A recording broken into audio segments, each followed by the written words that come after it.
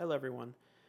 This video is for anyone who is attempting to connect their JUNO DS synthesizer keyboard to their computer to utilize MIDI, the MIDI functions.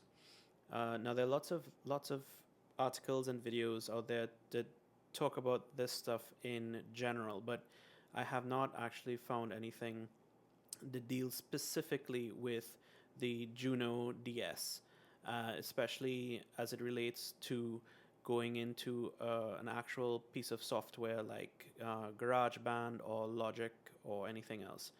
Now, the first thing I want to say is that I've spent all day trying to connect this to GarageBand, only to realize that I think GarageBand can only do one out of the two ways that you can utilize MIDI. I'll get into that in a bit.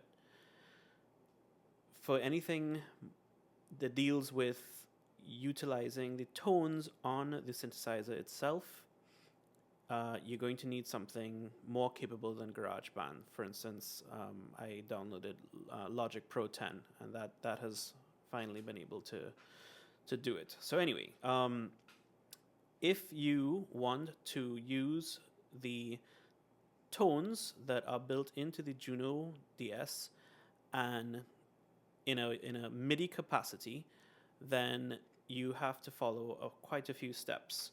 So the first thing I recommend you doing is going to the Roland website. I will also put links to these two main links that you'll need in the description. So the first one is this one here, which has to do with connecting it to a computer. You need to follow all of these steps, line by line, letter for letter. These are all very important. One thing to take note of is this one here. This is something, these first 4 steps, or first 5 steps rather, have to do with setting up the JUNO DS itself. So these are things that you have to go in the settings.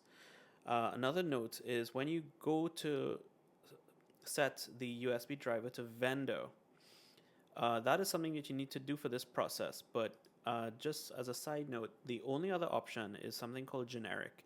And if you want to use your JUNO with on an iPad, for instance, to use an app like Simply Piano or something, then you will need to switch this to generic. But for this sort of thing, for recording and using MIDI into a DAW, a DAW DAW, you'll need to have this in vendor. Okay, so follow everything they have here. Don't skip anything. You need to do every one of these things. Now, another thing where I got stuck as well is down here, where this is another one to pay attention to.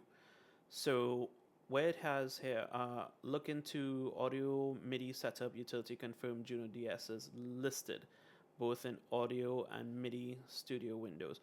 Right, this is not very well explained here, so let me show you what that looks like. The easiest way to find this audio MIDI setup utility is by going to your Spotlight search and type in that audio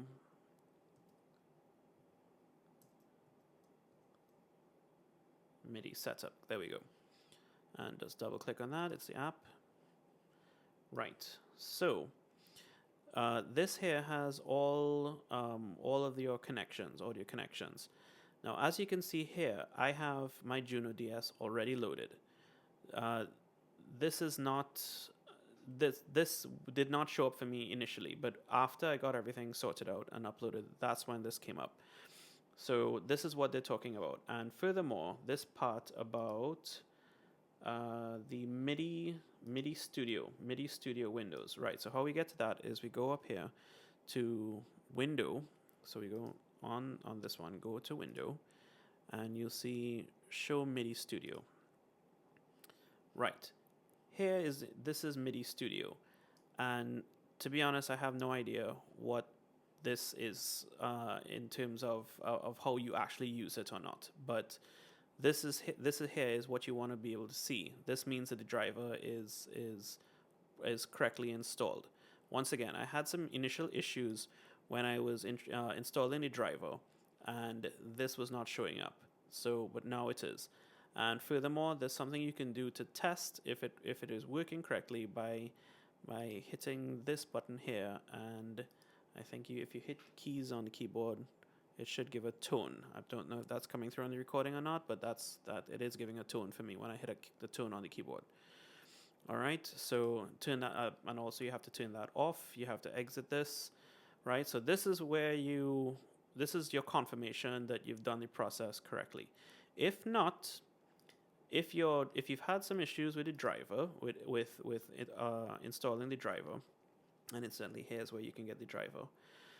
Also pay attention, sorry to be back and forth, but also pay attention to your correct version of Mac OS. You can tell that by going up here about this Mac, right? See version 10.15.3. Good. On the Roland website, they have the latest version is 10.15. That'll do. Okay, now I ran into a snag when I was trying to upload the driver because of the security features of the Mac, it blocked the installation of the driver, and it actually says blocked and everything. If that is not obvious how to fix that, you can go to this page. Once again, I'll put a link to this one. Now, Roland also on their website outlines this very, very well. You have to follow this thing before you do anything. Follow this step by step, because everything in red here is very, very important specifically. Okay, but follow everything here. See, this is where it's talking about it being blocked and how it is now successfully installed and all of this stuff. Right, follow everything here if you have issues setting up the driver. Right, so now that you have your driver sorted out, the next thing that you can double check is, and it's written down here as well, like I said, follow everything, is the helper. One thing that you get with the driver in the whole package is the helper. Double click on the helper, open it up, make sure the helper will basically check to see if your driver is correctly installed or not. Right, so you see down here the checking the install status of the driver, the app install. You can read all of this. Good. That is going to tell you if your driver is loaded correctly or not. If not, then you probably, like me, screwed up something along this process, and you just have to do it over. But follow everything line by line. Don't skip anything. Okay. So now, once hopefully you've installed the driver correctly, you can go back also to that same audio setup app, the MIDI audio app, and double check that you're seeing your Roland JUNO DS in there as well. Right. Now, over to the DAW now. GarageBand, as far as I can tell, cannot utilize the Roland tones for MIDI purposes. What you can do in GarageBand is you can utilize your synthesizer as a controller, as a MIDI controller. And what that means is that you can use the pre-made amps or pre-made tones, the drum kits, the pianos, all of that sort of thing in GarageBand, and use your synthesizer as a MIDI controller. So regardless of whatever you have selected on your, whatever tone or whatever patch you have selected on your Juno, as long as you have something selected in GarageBand, say like an organ, you're going to be hearing an organ, and it's going to come out as MIDI, and you can quantize it and do whatever you want with it. But you will not be able to get any of your Roland tones into GarageBand. For that, you will need something more capable like Logic Pro 10.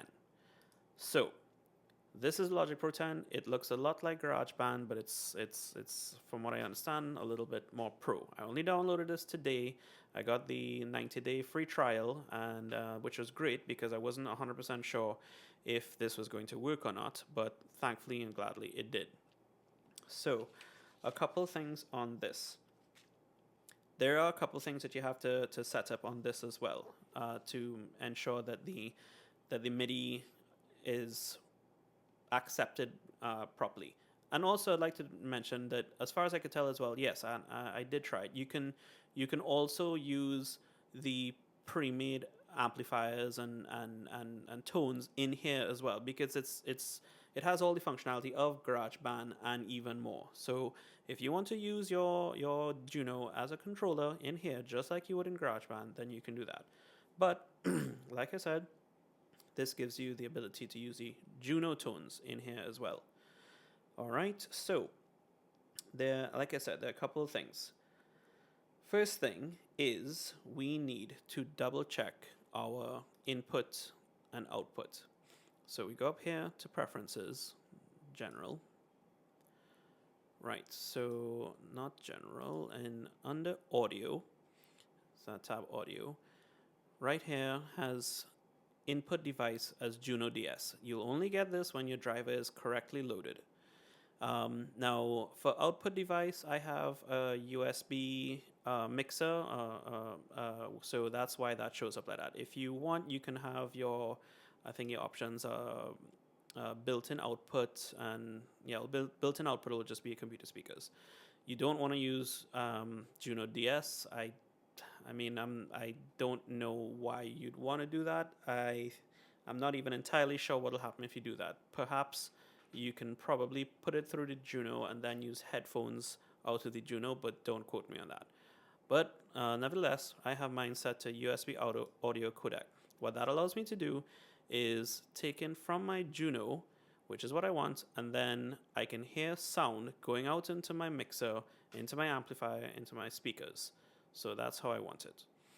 And double check here. Right, no, that's all you need to check there for now. Okay, the next thing, 2 steps, and there is another article that I read somewhere, but I'll give you all you need to know about it from here. Okay, so this button here is what we're going to be focusing on. This is for new track. So as you see here, I have 4 different tracks. This is something that I was working on today just to test the whole thing, and it works just fine. So the green ones are the MIDI tracks. This one is just a bass line, and this one is drums. Now this one here is a WAV file, and this one here is another WAV file that I haven't generated yet. I know that you may be wondering why. Okay, these 2 here are linked, and these 2 here are linked. What this has to do with is the fact that MIDI does not have a sound. It is just data. It's just information that the computer can read. But there is no actual tone. You can't listen to something that's MIDI. Not like this anyway. You need to generate a waveform. You need it to generate a waveform for you to be able to hear it. So that's what this is for. This is basically the sound interpretation of this. So why do you need to do that? Or why not just have a waveform? Well, the genius of MIDI is you can go in here, like for instance down here, and quantize and move around things because these are all the individual notes, yada yada yada. Hopefully you already know why MIDI is important if you're at this video already. But how do we get these 2 different things? First step is we need to go to plus to add a track. So the first thing we're going to be doing is here, external MIDI. When we go to external MIDI, the only real thing you're trying to get there is the Juno DS1. I also saw this DS DAW control. I don't know very much about that. I'm not going to get into that. But Juno DS is what we want. I believe the DAW has further functionality to do with using the synthesizer itself as a DAW, but I don't know enough about that to get into there yet. So, like I said, Juno DS, that's what we want. And when you hit create, it's going to pop up this one right here, something that looks like this. It won't have any information on it, but it'll just be blank, right? and it'll have a symbol like looking like a piano or something. So when you play on the keyboard now, you will see this jumping, but you won't necessarily see you won't necessarily hear any sound. As a matter of fact, I'm pretty sure you won't hear any sound. But you will see this jumping, and furthermore, if you hit record, you will start to see a recording happening, and it'll just be whatever tone that is coming out of that you have selected at the time on the Juno. To be able to hear what is coming out, you have to make one of these, and we do that by going back to plus. And this time, instead of going to external MIDI, we go to audio. And in audio, we want to turn on input monitoring. All of this should be unchanged. The input device, audio input, is from the Juno DS. And the audio output is from wherever you want. In my case, it's my USB mixer, which then goes to my amp. When you do that, you hit create. It's going to create one of these, which is the wave pattern file. So once again, this one here is a MIDI. I just named it GT501 because that's the patch in my Juno right now for that instrument. There's another reason why I named it that, and I'll get into that in a second. So once again, so this one here is what is actually going to be capturing. This is what you want to record the MIDI on. And then this one, afterwards, you need to, after you've recorded your entire track, you need to then use this one, record on this one as well, to be able to actually get a wave pattern out of this. I'll show you it on this one in a second. Now, the reason why I have this named like this is because if you don't know, like I found out today, when you put something in MIDI, it's not locked to that tone. The MIDI information, these blocks here, are just keystrokes. They're just position on keys and velocity and volume, but they don't have an actual tone associated with it.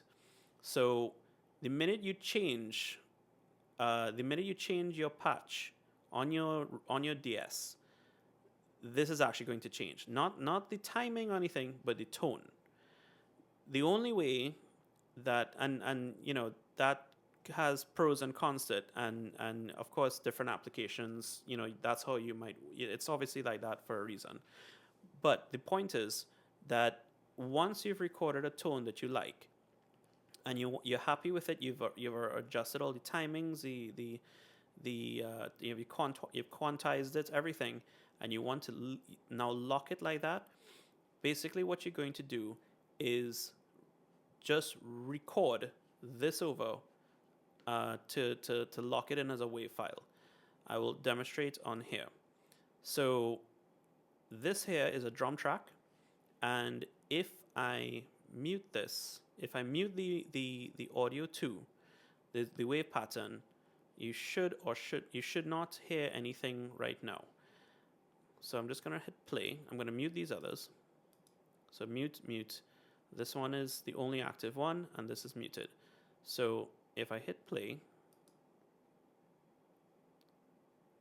right, I can't hear anything. I'm not sure exactly what's coming out in the video or not, but there's absolutely no output from my speakers. Now, I'm going to unmute this channel and play. Okay, once again, I don't know if it's coming out in the video, but I'm getting sound, and you can certainly see sound being registered here now. Right? Now, to get this locked in as a WAV file, all we have to do is hit record here. Record automatically comes up there as well. And just hit record here. It'll start. Right, so what you can see here is that this WAV file is now being generated based on this MIDI pattern, and it's a drum beat. So likewise, let's pause that just in case it's feeding through. Okay, so likewise, this one here was a bass line. It was just a MIDI bassline, and it generated this wave file or waveform bassline. Now this one here is a drum beat, and it made a waveform drum beat as well. Okay, one more thing is that it's very important to leave your Juno on, actually powered on, connected, and everything while you're still working with the MIDI, because the MIDI, this whole track or these two tracks are dependent on the Juno staying on. It's getting its information live from the Juno. Like I said, this may look like drums right now, but if I change a tone, it's going to change to something totally different. It is only drums as long as my Juno patch is selected to drums. The information in terms of which notes are played and how long, that stays the same, but the actual sound is dependent on whatever patch you have selected on the Juno. So you have to leave it on until you're finished. Once you have the waveforms generated, then it doesn't matter anymore. You can essentially turn it off. But that's about it so far. I hope this was helpful.